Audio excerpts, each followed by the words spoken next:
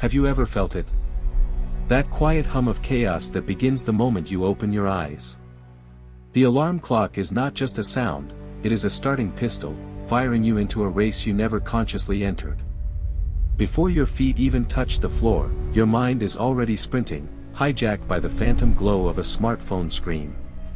A torrent of notifications, a flood of emails demanding your immediate attention, a cascade of headlines forecasting the day's anxieties, and a stream of perfectly curated lives on social media that whisper the insidious question, why aren't you doing more? You are alive, but are you in control? Or are you merely reacting, lurching from one urgent task to the next, a firefighter in the burning building of your own life, constantly extinguishing small blazes without ever questioning what is causing the fire?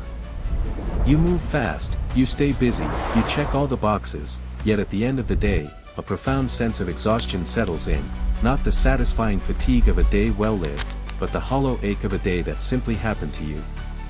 We have been sold a lie. The lie is that success is a function of speed, that power is found in noise, that control is achieved through frantic, relentless action. We try to manage our time, our projects, our relationships, and our lives with the brute force of a juggernaut, believing that if we just push hard enough, plan meticulously enough, and control every variable, we can bend the world to our will. And yet, the harder we push, the more chaotic life seems to become. The more we try to control, the more we feel utterly powerless. But what if there was another way? An ancient path, trodden not by the loudest and fastest, but by the most resilient and composed figures in history. What if I told you that true, sustainable power is not found in controlling the storm, but in becoming the unshakable eye at its center? What if the greatest weapon in your arsenal is not force, but stillness? This is the central teaching of Stoicism, a 2,000-year-old philosophy forged not in quiet libraries, but in the brutal arenas of Roman politics, on the front lines of war, and in the face of exile and persecution. The Stoics, men like Marcus Aurelius, the emperor who ruled the known world, Seneca, the brilliant advisor who faced the tyranny of Nero, and Epictetus, the slave who became one of history's most influential teachers, all arrived at the same profound conclusion: the quality of your life does not depend on external events, but on the internal fortress you build within your mind. This video is your blueprint for constructing that fortress. We will not offer you simple platitudes or fleeting motivational boosts. We will embark on a deep, transformative journey to forge an unshakable mind. We will lay the foundations with the immutable laws of control. We will build the walls by mastering our own judgments. We will man the watchtower with the power of pristine observation. And we will temper the steel of our spirit by learning to love our fate. This is more than a philosophy lesson, it is a training regimen for the soul. It is a declaration that you will no longer be a passenger in your own life. You will be the architect. You will be the commander. You will learn to cultivate a calm so deep, a resilience so profound, that you can navigate any chaos, overcome any obstacle, and achieve a success that is not only magnificent but meaningful. The world will continue to be a storm, but you will become the mountain it cannot move. Your journey to becoming unshakable begins now. 1. Laying the foundation, the architect's first principle. Before any great structure can rise, its architect must understand the non-negotiable laws of the land. They must know the difference between the solid ground upon which they can build and the unpredictable weather they must endure. To confuse the two is to court disaster. A foundation laid on shifting sand will inevitably collapse, no matter how grand the design. In the architecture of the soul, this first principle is the most crucial, and it was articulated with piercing clarity by the former slave, Epictetus. He taught that the primary task of any person seeking a good and tranquil life is to make a simple but profound distinction, to separate what is within our control from what is not. He stated, some things are in our control and others not. Things in our control are opinion, pursuit, desire, aversion, and, in a word, whatever are our own actions. Things not in our control are body, property, reputation, command, and, in one word, whatever are not our own actions. This is the dichotomy of control. It is the bedrock of all Stoic practice. It is not a suggestion, it is the fundamental law of our internal universe.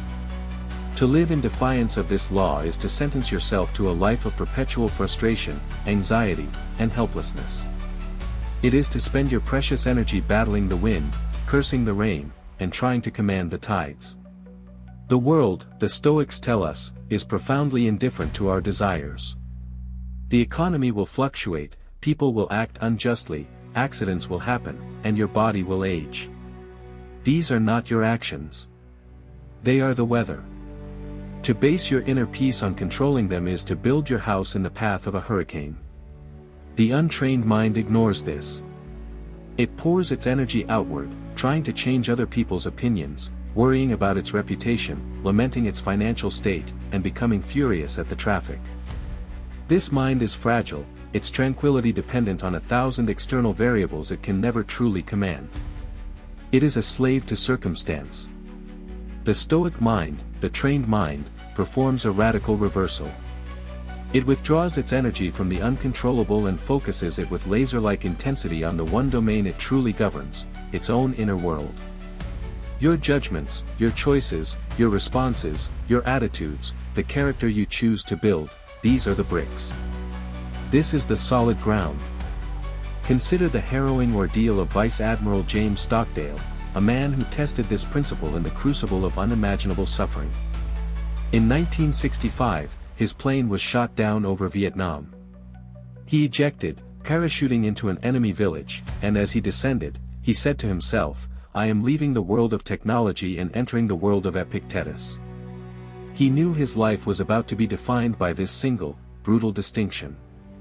For the next 7.5 years, he was a prisoner of war in the infamous Hanoi Hilton. He was tortured over 20 times, kept in solitary confinement for 4 years, and held in leg irons for 2. Every external aspect of his life was wrested from his control. He could not control his captors. He could not control the physical pain inflicted upon him. He could not control the length of his imprisonment or whether he would ever see his family again. These were the storms, the hurricanes of his reality. Many men broke under these conditions. They fell into despair, gave up hope, or betrayed their comrades to ease their own suffering. But Stockdale did not. He became the secret leader of the American prisoners, creating a complex communication system and a code of conduct to help them resist psychological torture and maintain their dignity. How? By relentlessly applying the dichotomy of control. He later wrote that he understood that the interrogators could take his possessions, break his body, and dictate his physical environment. But they could not force him to change his opinions. They could not command his will. They could not break his character unless he allowed them to. The pain was an external event, but his response to the pain, his choice to endure with honor, to not betray his values, to maintain his inner freedom, was entirely within his control. He focused every ounce of his energy on that small, sacred territory. He could not choose to be free, but he could choose to act like a free man. By relinquishing the desire to control the uncontrollable, he gained ultimate control over the only thing that truly mattered, his own soul. He didn't just survive, he prevailed. Now, let us bring this principle out of the prison camp and into the boardroom. Imagine a CEO, Sarah, whose company is facing a sudden and severe economic recession. The market is plummeting, clients are canceling contracts, and fear is palpable among her employees. This is her storm. The untrained executive, the one who does not understand the dichotomy of control, would spiral. She would waste her days agonizing over the stock market, raging at the news, and blaming external forces for her predicament. She would be consumed by anxiety about things she cannot change, becoming paralyzed and ineffective. Her peace of mind would be entirely dependent on the market's recovery. But Sarah, as a student of Stoic thought, takes a different approach. She performs a mental triage. She takes out a piece of paper and draws a line down the middle. On one side, she writes, "Outside my control, the global economy, the actions of competitors, the fear of investors, the news cycle." She consciously acknowledges these realities and then makes a deliberate decision to not waste her primary emotional and cognitive energy on them. On the other side, she writes, within my control. This list becomes her strategic roadmap, her field of action. Our company's strategy: I can pivot our services to meet new market needs. I can find ways to cut costs intelligently without sacrificing our core values. My communication: I can be transparent with my team about the challenges, fostering trust instead of fear. I can communicate a clear, calm, and confident plan of action. Our team's morale: I can lead by example, demonstrating resilience and composure. I can recognize and celebrate small wins to keep spirits high. My own well-being: I can ensure I get enough sleep, exercise, and time for reflection, so that I am leading from a place of strength, not exhaustion. Do you see the shift? By letting go of the uncontrollable, Sarah is not surrendering. She is liberating an immense amount of energy and focusing it precisely where it can have an impact. She stops being a victim of the recession and becomes a strategic leader navigating it. Her calmness does not stem from a denial of the problem, but from a clear-eyed focus on her sphere of influence. This is the foundation of the unshakable mind. It is the architect's first, most vital act, to know the ground on which you stand. Practical exercise: the control ledger. This is not a theoretical concept, it is a daily practice. For the next 7 days, begin your morning with a simple exercise. Take a journal or a piece of paper and create your own control ledger. In the left column, list the things that are causing you anxiety or concern.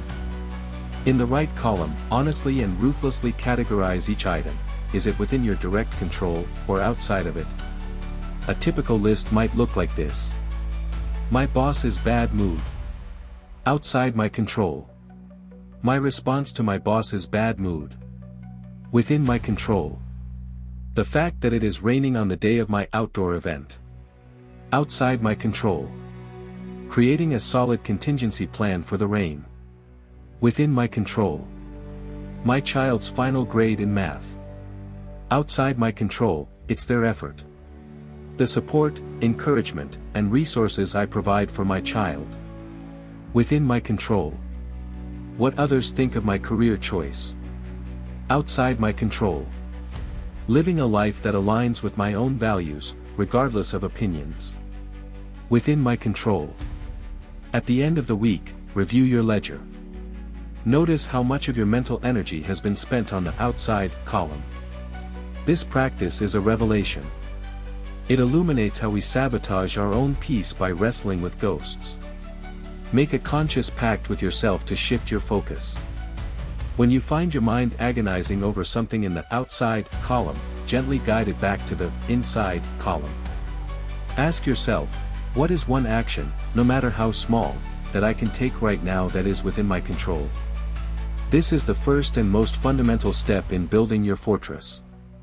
It is the act of clearing the ground, identifying the solid earth, and refusing to build on anything else. From this stable foundation, and only from this foundation, can the walls begin to rise.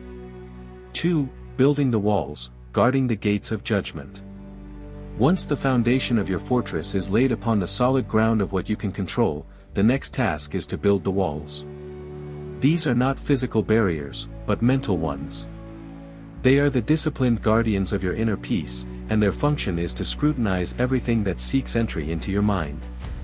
The Stoics taught a second revolutionary idea, one that flows directly from the first: we are not disturbed by events themselves, but by the judgments we make about them.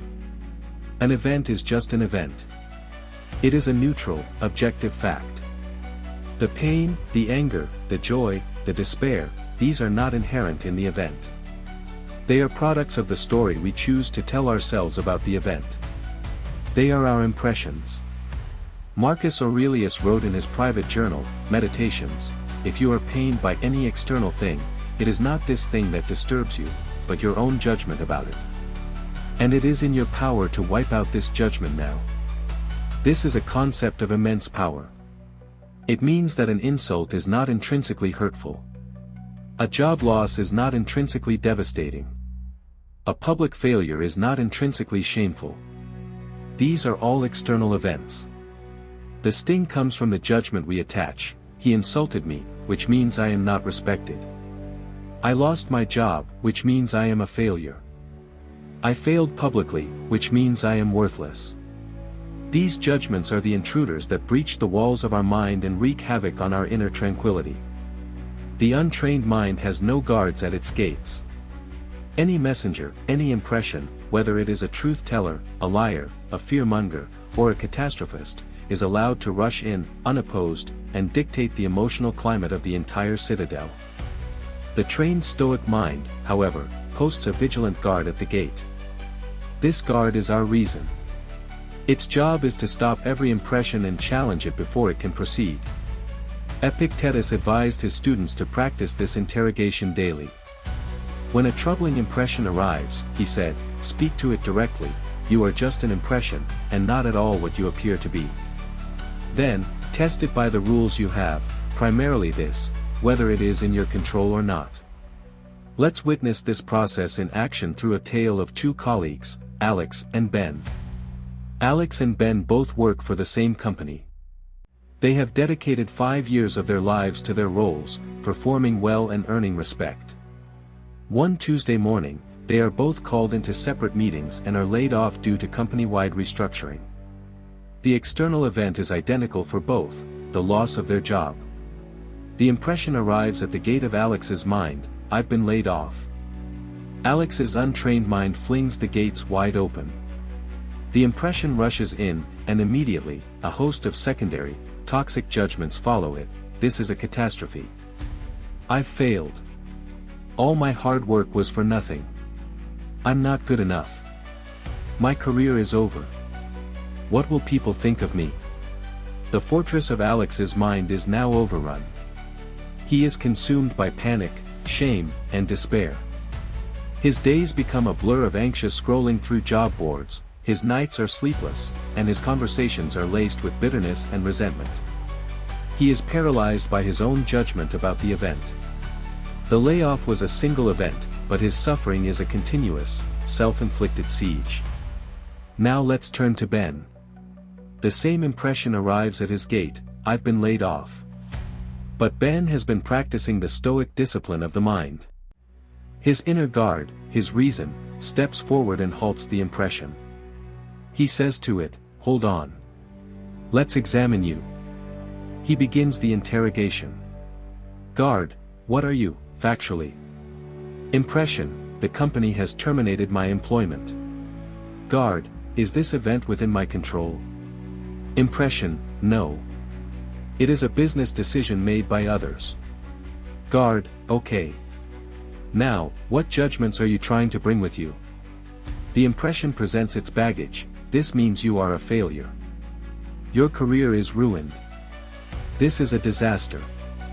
Ben's inner guard examines these judgments. Are these true? He asks. Is it true that I am a failure? No. I have a record of 5 years of successful work. This is a restructuring, not a performance issue. Is it true my career is ruined? No. This is one chapter ending. It could be the start of a new, even better one. I have valuable skills and experience. Is it true this is a disaster? It is only a disaster if I choose to see it that way. What if it's an opportunity? Ben denies entry to the toxic judgments. He accepts the neutral fact, his employment has ended, but refuses the story of failure and despair. Instead, he consciously chooses a different, more empowering judgment. This is an unexpected turn of events, and it presents an opportunity for me to reassess what I want from my career.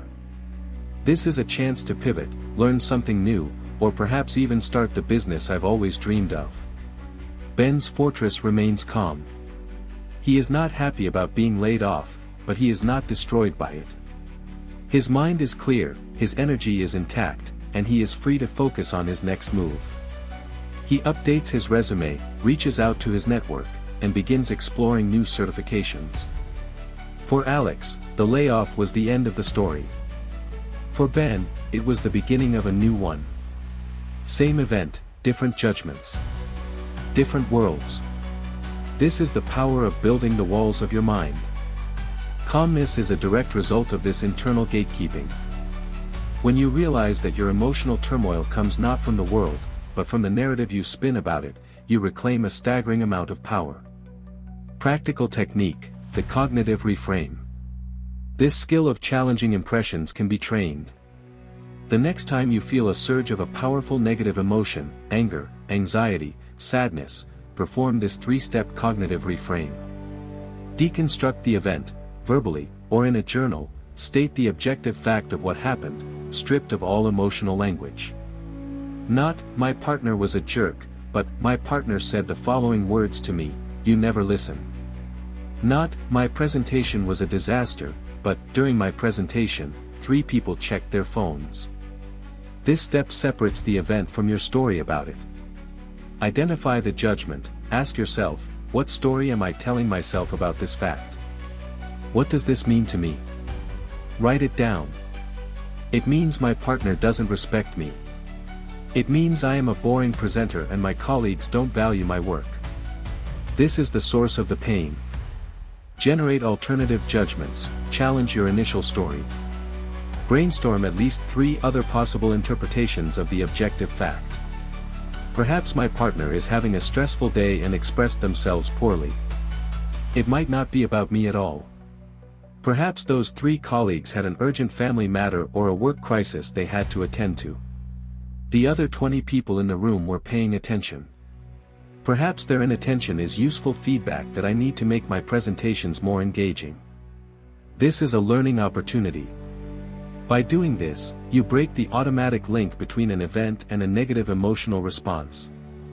You introduce choice. You are no longer at the mercy of your first, often catastrophic, interpretation. You become the editor of your own mental stories. Building this wall of reasoned judgment is hard work. It requires daily vigilance. But every impression you challenge, every toxic judgment you deny entry, strengthens your inner fortress. Your calm will no longer be a fragile thing, easily shattered by a careless word or an unfortunate event. It will become a robust, fortified structure, built by you, brick by brick, choice by choice. 3. The Watchtower, gaining clarity through observation. With a solid foundation and fortified walls, your fortress is secure. But a fortress that is merely defensive is incomplete. To be truly strategic, to be truly in command, you need a watchtower. A high vantage point from which you can observe the landscape of your life with clarity, anticipate challenges before they arrive, and see the patterns that are invisible to those on the ground. This watchtower, in the Stoic architecture of the mind, is the practice of observation, silence, and creating space between stimulus and response. We live in a world that is actively conspiring to demolish this watchtower. The modern attention economy is built on a foundation of instantaneous reaction. A notification pings, and we twitch. An email arrives, and we feel an immediate compulsion to reply. A controversial headline flashes, and we are instantly filled with outrage. We are conditioned to live in a state of zero space, a frantic back and forth where thought is replaced by reflex. In this state of constant reactivity, we lose all perspective. We are like soldiers fighting in a thick fog, swinging wildly at shadows, mistaking friends for foes, and wasting our ammunition on phantoms. We are busy, but we are not effective. We are moving, but we are not advancing. The Stoic sage understands that the most powerful position is not in the fray, but in the watchtower. It is from a place of stillness that one can see the battle unfold and make the single, decisive move that changes its outcome. This stillness is not emptiness, it is a state of heightened awareness. Think of an expert poker player. The amateur gives their hand away with every nervous tick, every impatient glance at their cards, every flicker of disappointment or excitement. They are emotionally transparent, reacting instantly to the turn of a card. The master, however, is a bastion of calm. They are not unfeeling, they are observing. They are watching the other players, reading the subtle tells, calculating the odds, and absorbing information. Their outward calm is a mask for a mind that is operating at an incredibly high level. They wait. They observe. And when they finally act, their move is precise, informed, and devastating. The space they create between the event, the card being dealt, and their response is where their power lies. The same is true in leadership. Consider the Roman senator Cato the Younger, a Stoic paragon who was a fierce political opponent of Julius Caesar. While other senators would be swept up in the passionate, reactive oratory of the day, shouting and gesticulating, Cato was famous for his unshakable composure. He would often sit in silence through heated debates, not disengaged, but observing. He watched the shifting alliances, listened to the flawed logic, and felt the emotional currents of the room. He was gathering data. When he finally rose to speak, his words were not fiery or emotional. They were calm, logical, and backed by such irrefutable reason that they often brought the entire Senate to a standstill. He did not win by shouting louder, he won by seeing more clearly from the quiet of his watchtower. This ability to create space, to observe before acting, is the key to moving from a reactive life to a strategic one. It is in this sacred pause that we reclaim our freedom. As the psychiatrist and Holocaust survivor Viktor Frankl wrote, between stimulus and response there is a space. In that space is our power to choose our response. In our response lies our growth and our freedom. Stoicism is the art of intentionally cultivating and expanding that space. Practical application, mastering the art of the pause. Building your watchtower requires daily, conscious practice.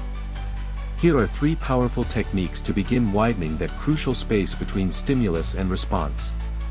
The 3-second breath rule: this is your emergency brake for emotional hijacking. The next time you feel a surge of anger, a jolt of anxiety, or a defensive impulse, commit to this rule: before you speak, before you type, before you act, you must take 3 slow, deliberate breaths. Inhale through your nose to a count of 4, hold for a count of 4, and exhale through your mouth to a count of 6. This simple act is profoundly physiological. It short-circuits the amygdala's fight-or-flight response and activates the parasympathetic nervous system, your body's natural relaxation mechanism. Those few seconds are often all it takes to prevent a disastrous reaction. The triggering email can wait 10 seconds for a reply. The argument can be paused. In that breath-filled space, your reason, your guard from the watchtower, has time to come online and offer a more strategic response. The practice of silent walks: for at least 15 minutes each day, go for a walk with one rule: no distractions. No phone, no music, no podcasts, no audiobooks. Just you, your footsteps, and the world around you. At first, your mind will feel noisy and restless. It will crave its usual stimulation. Let it. Your task is not to silence your thoughts, but to simply observe them without judgment, like clouds passing in the sky.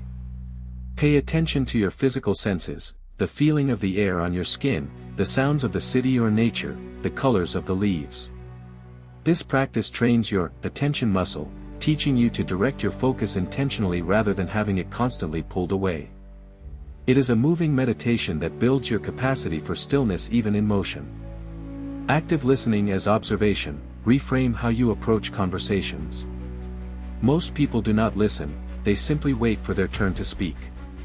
Their mind is busy formulating a rebuttal, a counter-argument, or their own story.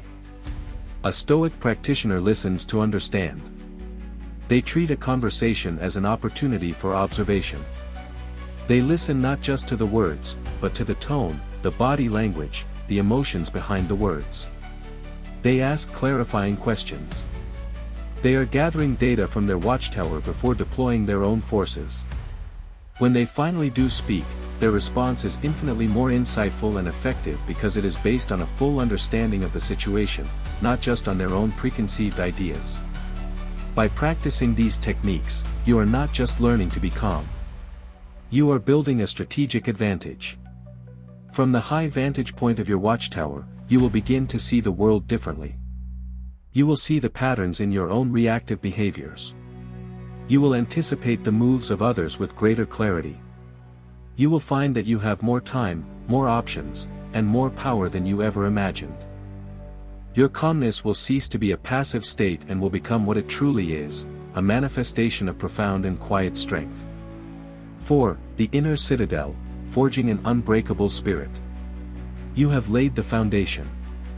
You have built the walls. You have manned the watchtower. Your fortress is strong, capable of withstanding the daily skirmishes of life. But what happens when the siege comes? What happens when life unleashes not a small raiding party, but its entire army against you, a devastating loss, a heartbreaking betrayal, a catastrophic failure? For these moments, a defensive fortress is not enough. You need an inner citadel, a final bastion of the spirit that is so resilient, so well forged, that it can endure anything. This is the ultimate aim of the Stoic practitioner, to build a soul that is unbreakable. This is achieved through the masterful combination of two of Stoicism's most powerful, and often misunderstood, practices, premeditatio malorum, the premeditation of evils, and amor fati, the love of one's fate. They are the forge and the hammer that temper the human spirit into steel. The forge, premeditatio malorum. At first glance, the premeditation of evils sounds morbidly pessimistic. The Stoics, particularly Seneca, advised us to regularly and vividly contemplate the worst-case scenarios. Imagine the loss of your wealth, the betrayal of your friends, the onset of a painful illness, the loss of your own life. Why would anyone engage in such a seemingly negative exercise? Because the Stoics understood a crucial psychological truth: it is the unexpected blow that lands with the greatest force. A prepared mind does not shatter on impact.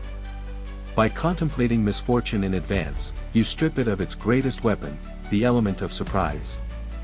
You are, in essence, running a disaster drill for your soul. This is not about wallowing in anxiety. It is the opposite.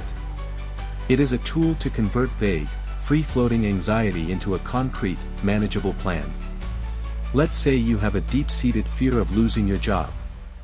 The untrained mind allows this fear to fester, creating a constant, low-grade sense of dread that poisons everyday life. The Stoic practitioner takes a different route. They sit down and engage the fear directly. Visualize, they vividly imagine the event. The meeting with HR, packing up their desk, the walk out of the building. They allow themselves to feel the initial shock and fear. Analyze, then, they ask, what is the absolute worst that could happen? They break it down. I might struggle to pay my bills. I might have to sell my car. I might have to move to a smaller apartment. My ego will be bruised. Strategize, now comes the crucial, empowering step. They ask, what could I do right now to prepare for or mitigate these outcomes? The answer transforms fear into action. I can start building an emergency fund. I can update my resume and professional network now, while I'm still employed. I can start a small side hustle to diversify my income. I can practice voluntary discomfort, as Seneca advised, by living more frugally for a week to realize I can survive on less. Through this process, the terrifying monster of losing my job is broken down into a series of smaller, manageable challenges for which a plan can be made. The anxiety dissipates because it has been replaced by agency. You have rehearsed the difficulty, and you have discovered that you can, in fact, survive it. You have forged your mind in the preventative fire of negative visualization. The hammer, amor fati. If negative visualization is the shield that prepares you for the blow, amor fati is the alchemy that transforms the wreckage into gold. Coined by the philosopher Friedrich Nietzsche centuries later, the concept of loving one's fate is the pinnacle of Stoic resilience, most powerfully embodied by Marcus Aurelius. It goes a step beyond mere acceptance. Acceptance can be passive, a grudging resignation to reality. Amor fati is an active, enthusiastic embrace of everything that happens, good or bad, with the conviction that it is all necessary, and all can be used. It is the unwavering belief that every obstacle, every setback, and every tragedy is not an impediment to your life, but a new, raw material for your life. The Stoic operating system runs on this central mantra: this is happening for me, not to me. The ultimate example of this is the story of Thomas Edison. In 1914, his entire research laboratory, containing years of priceless research, prototypes, and his life's work, burned to the ground in a spectacular fire. He was 67 years old, and the damages were far beyond what his insurance would cover. It was a ruinous, catastrophic loss. Edison's 24-year-old son, Charles, ran to find his father, expecting to see him utterly broken. Instead, he found Edison watching the flames, his face aglow. "Go get your mother and all her friends," Edison said with childlike excitement. "They'll never see a fire like this again." When Charles expressed his shock, his father replied, "It's all right. We've just gotten rid of a lot of rubbish." This was not denial. This was amor fati in its purest form. Edison didn't waste a single moment on lament or complaint. He didn't see the fire as the end, he saw it as a divinely sent opportunity for a clean slate. The very next morning, he called his employees together and announced his plan to rebuild, immediately starting one of the most ambitious rebuilding projects in American history. He saw the obstacle as the way forward. He used the disaster as a catalyst to design an even better, more efficient laboratory. He didn't just accept his fate, he loved it and put it to work. This is the hammer that shapes the soul. When you are betrayed by a friend, you can use the experience to become a more discerning judge of character and a more loyal friend to those who deserve it. When you suffer a physical injury, you can use the recovery period to cultivate patience, appreciate the gift of your body, and develop a deeper empathy for others who suffer. When a project fails, you can use the lessons to build your next venture on a foundation of wisdom rather than ignorance. These two practices, the forge and the hammer, work in perfect concert. Premeditatio malorum ensures that no event can break you. Amor fati ensures that every event can make you. Together, they create the inner citadel, a spirit so well-tempered, so resilient, that it not only endures the fires of life but emerges from them stronger, sharper, and more brilliant than before. This is the ultimate expression of Stoic calm, not a peace that comes from avoiding trouble, but a peace that comes from knowing you can transform any trouble into triumph. Conclusion: the architect of your soul. We have journeyed together through the ancient halls of Stoic wisdom, not as tourists, but as apprentices. We have learned the craft of building an unshakable mind, an inner fortress capable of weathering any storm the world can conjure. We began by laying the foundation, learning the architect's first and most vital principle, to distinguish with ruthless clarity between what is our own to control and what belongs to the unpredictable weather of fate. On this solid ground, we erected the walls, learning to guard the gates of our mind, to challenge every impression, and to understand that our suffering comes not from events, but from the judgments we choose to believe about them. From there, we ascended the watchtower, mastering the art of the pause, creating the sacred space for observation where wisdom can flourish and reactivity can wither. We learned that from this high vantage point of stillness, we gain the clarity to act with precision and purpose. And finally, we stepped into the heart of the fortress, into the inner citadel, where we learned to forge an unbreakable spirit. We learned to use the forge of negative visualization to prepare for hardship, and the hammer of amor fati to transform every obstacle, every failure, and every heartbreak into the very fuel for our growth and triumph. The result is not a life free from difficulty. The Stoics offer no such fantasy. The storms will still come. The world will still be chaotic. The difference is you. You will no longer be a fragile vessel tossed about by the waves. You will be the mountain, deep-rooted and serene, allowing the winds of fate to howl around you, secure in the calm strength you have built within. This calmness, you now see, is not passivity. It is not weakness. It is the ultimate expression of power. It is the quiet confidence of the master architect who knows their structure is sound. It is the strategic advantage that allows you to think clearly when others panic, to act decisively when others are paralyzed, and to find opportunity where others see only despair.